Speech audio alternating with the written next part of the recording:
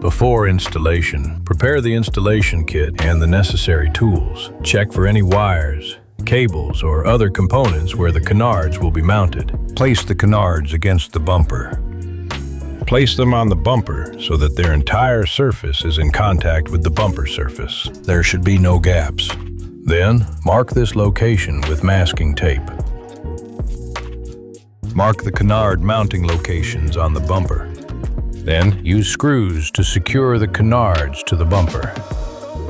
Place the lower canard and mark its position so that there are no gaps between the canards and the bumper. Mark the position of the lower canards. Measure the distance between the lower and upper canards so that they are equal at both ends. Secure the canards to the bumper with screws.